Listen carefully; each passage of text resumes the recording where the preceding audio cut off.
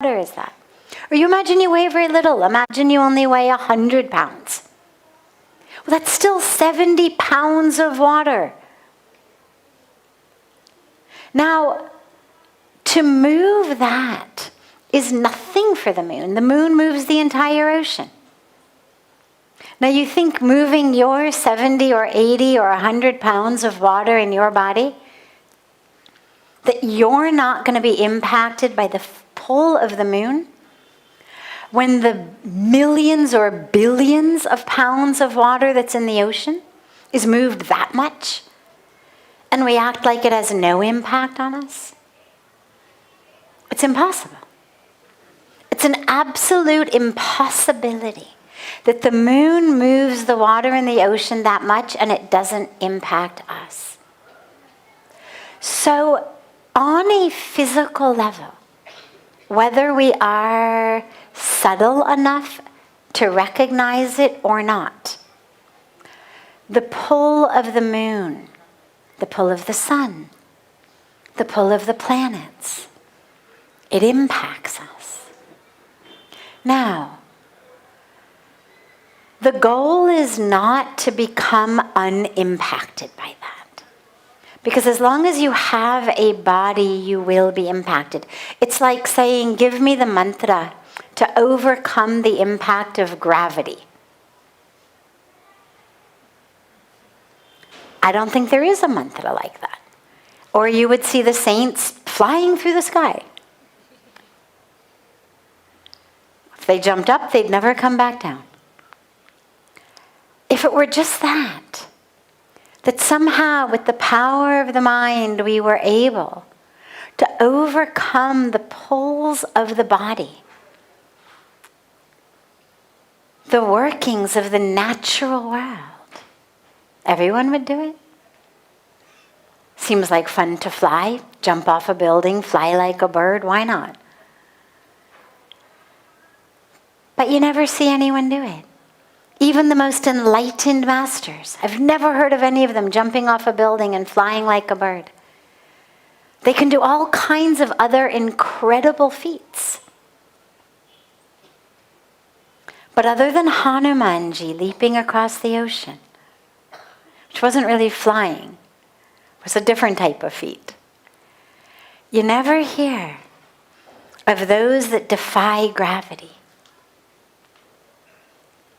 In the same way, that pull of the moon upon us is a gravitational pull. It's going to impact us. But that doesn't mean that we allow it to control us. In the same way that when you're sick or you've got a headache, it's harder to meditate. But ideally, as your spiritual path progresses, you become like the masters who, even on their deathbed, dying of painful cancer or painful something else, are living in bliss.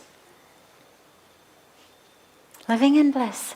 There's a beautiful story of Paramahansa Ramakrishna who died of cancer of the throat and in the mouth. And as he was dying, his disciples said to him, please use your power and give that cancer to one of us so you don't have to suffer. Like, let us take this cancer. Please, you stay alive. We want to do this for you. Please let us. He looked and he said, and which throat is not mine? Which throat that you are offering that I should put the cancer in that one instead of mine, which one is not mine? They're all mine. Now you think, here you are in bed dying from an excruciatingly painful cancer. You've got the power, the siddhis, to free yourself of it. You've got the disciples ready to take it from you. But you don't let yourself be taken over by it. Even in that moment of pain in the body, where is he? In divine ecstasy, in that divine experience of all of you are me. that experience of oneness, that joy. If you read about his last days, it's exquisite. So the goal is not to be unimpacted by the pulls on the body and therefore the pulls on the brain or the mind, but to develop a spiritual practice that is strong enough that whether it's a pain, a fever, a gravitational pull, a deathbed, that you don't identify as it. So as this questioner asked about anger and hyperactivity and all of the different things that change with the moon, well, you've got control over that. You don't have control over the moon pulling at the water in your body any more than we can stop the low tide from becoming a high tide. But you can certainly refuse to give in to the anger. Just because there is a pull doesn't mean we give in to it. We all have pulls in the mind of lust, of greed, of jealousy, of anger, of ego, of judgment, of negativity. It's the nature of the mind. But you don't give in to them. Just because you like someone's shawl, you don't steal it. Just because you think someone's attractive, you don't jump on them. Like, we understand. That's just a biochemical, an electrical pattern of activity taking place in my brain or on the glands on my kidneys or wherever it's taking place in my body that's causing, whether it's adrenaline, whether it's other hormones, whether it's neurotransmitters to be secreted. It's just biochemical. I don't have to give in to it. So when the moon changes and you find yourself impacted, you don't have to give in to it. If you become a werewolf, doesn't mean you have to go out and kill people. Stay with your sadhana. Stay anchored, stay grounded. Be grateful for that beautiful connection with the natural world, with the moon, that you feel that impact. Oh, welcome full moon. If you feel that rising, just welcome the moon, the new moon, the full moon. Just welcome it and have gratitude for the connection. But don't give in to the energetic pulls any more than you give in to pulls of lust or greed or anger or desire or whatever it may be. Use that power. Beautiful. Other questions? Yes. Come, choose your mic.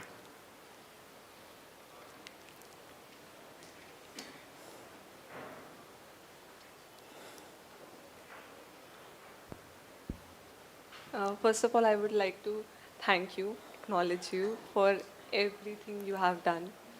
I've been coming here since last 2 years, I believe, and I always wanted somebody, like some guru in real who can answer my questions, and I've been looking out for it from so long, and then I met you. And even if I don't have any question in my mind, sometimes when I'm sitting here, it feels like I get the answer, and I'm so, so, so grateful for all the things you have been doing, for choosing this life, for being a medium, and for passing on this. So grateful, so thankful. I've been waiting to say it for so long. And my question is, okay, so as we know, we have 4 ashrams, like, and I was pretty clear that I have to move through grahast ashram. But since last few weeks, I believe, I've been feeling that I've been, maybe because of past relationships, failed relationships as well, that I feel that it's not for me. And from last few weeks that it like all the signs are coming that it is not for you. But I don't want to believe it because I feel that that desire is still there to have a companion, not to uh, have a normal married life, but to have a life in which I can move with a companion in spiritual path. So I believe that yes, it is there, but I don't know why all the signs are saying something else, or maybe it is my mind playing games with me. So I want to know. Beautiful. So, in the Indian tradition, we're told that we have 4 ashrams, 4 phases of life. Our student years called brahmacharya ashram. Then our householder years, marriage, children, careers, etc., called grahast ashram phase. Then we move into vanprastha ashram and sannyas ashram. She's getting signs and signals that maybe the grahast ashram phase, the householder phase, isn't for her, even though she has desires for it. Well, there's 2 possibilities. One possibility is that you find a companion to walk through your spiritual path with. Grahast ashram doesn't mean that you have to do it the same way that other people do it. It doesn't mean that you need to make money your priority or building a big house your priority. It doesn't even mean you have to have children. So you may be getting signals and signs that you are meant to be going deeper and deeper on a spiritual path. And there are people who would love to be in relationship, but not necessarily be totally stuck in just make the money and come home and spend the money and, buy a house and then buy a bigger house and buy a car and buy a bigger car and have 2 weeks of vacation a year and, send the kids to soccer games and make them dressed so nicely that the neighbors are jealous. And, there's a lot of people who really desire something deeper. I don't necessarily think that your signs mean you're absolutely not meant to do it if you still have a strong desire to. But I would sit with that desire, because if you're getting signs that say this phase of life is not for me, simply having a desire may not be enough of a reason to go against all of those signs you're getting. The desire it's programmed into us. I remember on a personal level, I came to India at 25, the age of 25. Started living here almost immediately. At the age of 29, I took official vows of sannyas, of monastic renunciation. And at the age around 31, 32, something like that, I suddenly started having these overwhelming desires for children. I would see babies, and suddenly it would be like, oh my God, baby, I have to have a baby. Babies, I need babies. I need babies. And no matter where I went, no matter who, any baby I saw, it just, in me, inspired this, it was like a wave of desire of just, oh my God, I need a baby. And I finally went to Puja Swamiji, my guru, and I said, I don't know what to do. I'm having these overwhelming desires for babies. And he said, no problem. He said, it's okay. He said, you can stop being a sannyasi. Usually it's not done, but no problem. You're very young. You didn't really know what you were getting yourself into.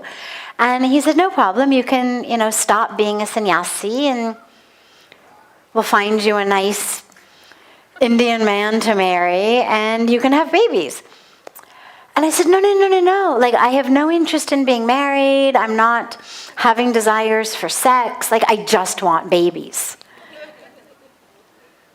And he looked at me and said, and who's the scientist here? Like, how in the world are you going to manifest a baby if you don't have a man? Like, what are you going to do? And he said, just sit with it then.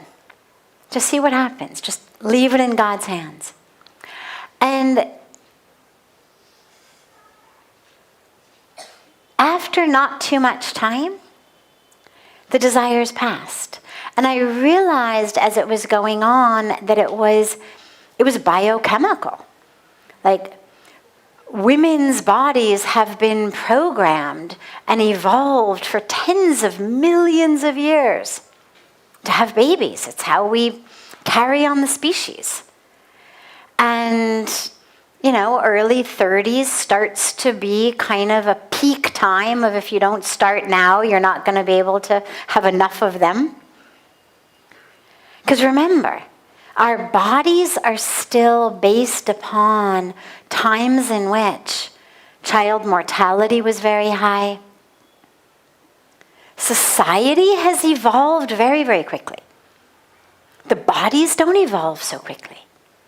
So the way most of our bodies are programmed is going back to times in which, in order to have one child live beyond the age of 5, you needed to give birth to 10 of them. So I realized I'm just having these chemical reactions. And so I just started sitting with them, and they would rise like waves. You just sit and you realize, this is just a wave of a biochemical reaction. And slowly it dissipated. It didn't last very long. It was a few years. And of course, God sent me in the interim the most beautiful, amazing, now young woman, at the time very young little girl, to essentially adopt. But the universe works in incredible ways. So I would say, if you're getting those signs that are really strong, that you are not meant to be married, that you're not meant to have that householder phase of life, just because there's desire still, doesn't necessarily mean you're supposed to do it. Like, I knew that simply this desire was not a reason for me to somehow and suddenly dump everything that was so obviously right for me, that was so obviously my dharma. I wasn't sure how to reconcile those two things, like how we were going to bridge them together. But I knew that I was meant to stay in this dharma. And so you learn to just sit with desire and to look at it and to see what is it really telling you? Is it really a sign or a signal for you to make a decision in your life? Or is it just the same chemical reactions that have been flooding the bodies of young women and young men for tens of millions of years? Because this is the best way to keep on the species. And just sit with it, watch it. It'll tell you. No need to rush into either this or that. Wonderful. Other questions? Yeah.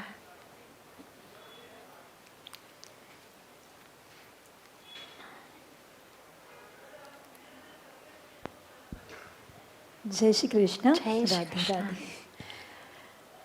My question is, past जन्म और पुनर्जन्म होता है? और अगर होता है तो मनुष्य को मनुष्य अवतार ही मिलता है या कोई भी योनि में मिल सकता है? कि बचपन में ऐसा स्कूल में डराते थे कि ऐसे कुछ Yeah, you'll come back as a frog. और दूसरा ये कि आप क्या चाहोगे अगर पुनर्जन्म है तो आप मोक्ष की प्राप्ति चाहते हो कि आप मानव अवतार चाहते हो? Great.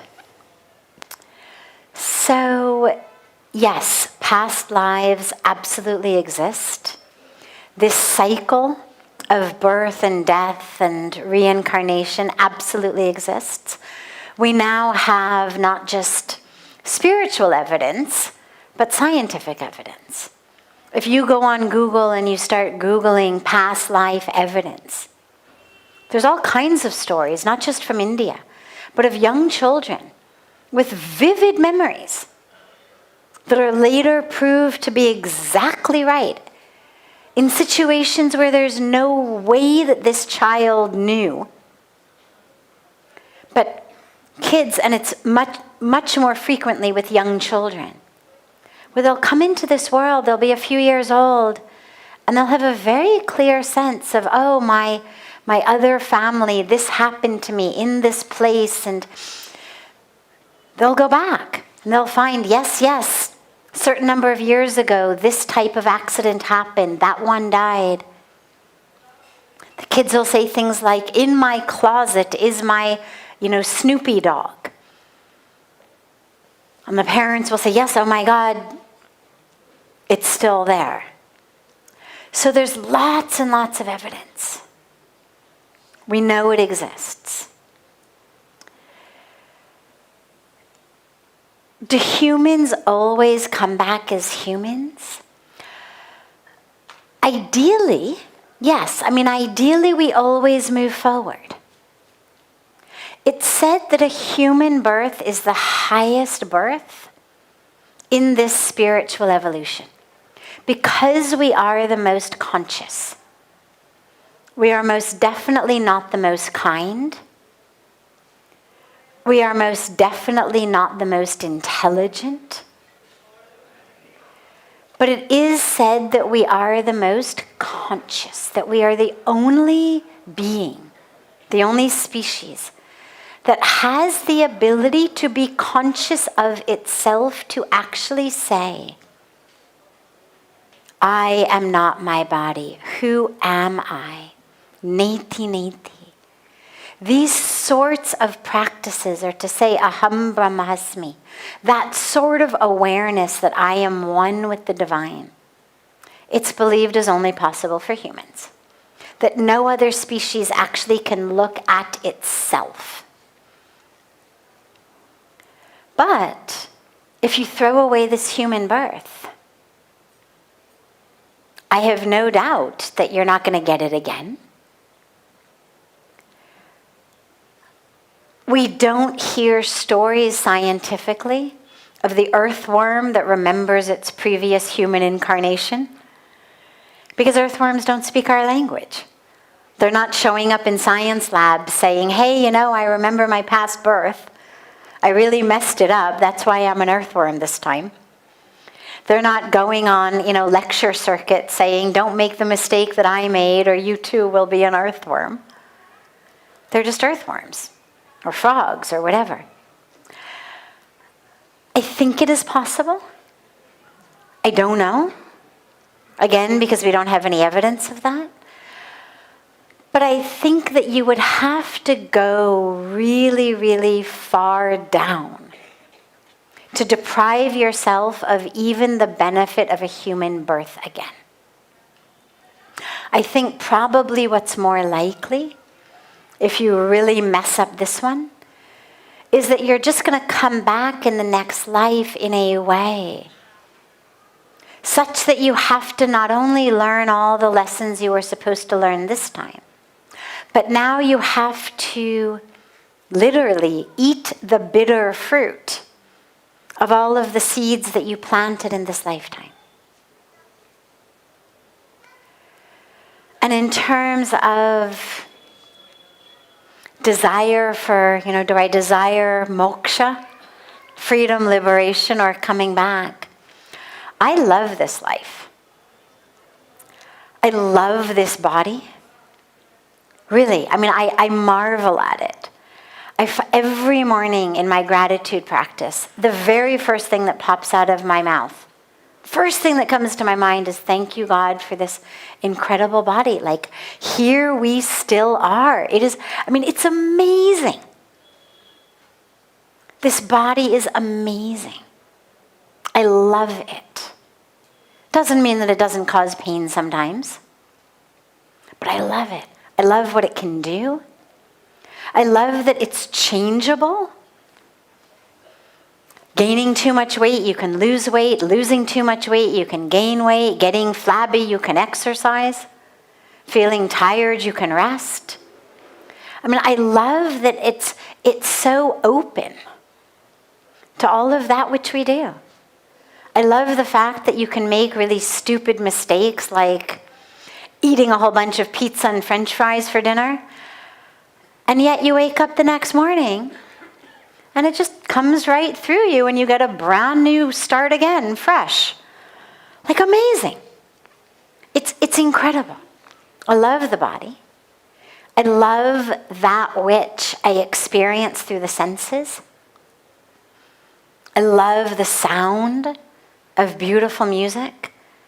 I love listening to Puja Swamiji sing. I love looking at Ganga. I love looking at sunrises and sunsets and the stars and children and babies and people I love. I love touch. I love hugs. I love sight. I mean, I love all of it. I love tasting yummy, healthy food. Why not? I mean, we've been given these senses to enjoy. I do not believe God has given us this gift of 5 senses just for us to deprive ourselves of any joy. It's incredible creation, but I'm going to make myself blind. We have a whole Mahabharat that tells us what happens when you go blind. So we're not supposed to do that. We're supposed to open our eyes and see. The problem is the mind. For all of us. If I could have moksha from anything, it would be just from the games of the mind. Moksha from anger, moksha from ego, moksha from desire, moksha from fear. Moksha from past patterns and impressions and neuroses and games of the psyche and games of the mind. That's the moksha we need. Then every minute and every moment is just a blessing. Why not come back? I mean, then you just get to experience God in so many more ways. Absolutely, I want to come back, especially because Puja Swamiji says he's coming back. Yeah, we're all coming back. We're all coming back. In fact, one of my favorite stories is of a devotee of Puja Swamiji's who's now, God, he must be 83, 4 by now. He's a doctor in America, and he was one of Puja Swamiji's first devotees in America. Very, very renowned doctor, but a photographer by hobby. And so all of the first early beautiful pictures of Puja Swamiji in America, the Hindu Jain temple, all of that, he shot them all. We're still using pictures that he shot, 40 years ago. So he was always the photographer. So his wife told me relatively recently that they were sitting with their friends, and they're all of advancing age. And they're all beautiful devotees, very pious people, devoted people. And they were all talking about hoping that they attain moksha when they die, that they don't have to come back. And somebody was saying, oh, Navalji, that's his name, Dr. Naval Kant. Somebody was saying, oh, Navalji, you will definitely get moksha. Like, you are such a pious, beautiful man. And he said, oh, I don't want moksha. He says, I'm coming back. And his friends all said, why? What? His wife was the one who told me this story. His friends all said, why? And he said, because my guru's coming back. And if he's coming back, who's going to take his picture? He says, I have to come back. I have to come back and take my guru's pictures in next life also. So that's the way of thinking about it.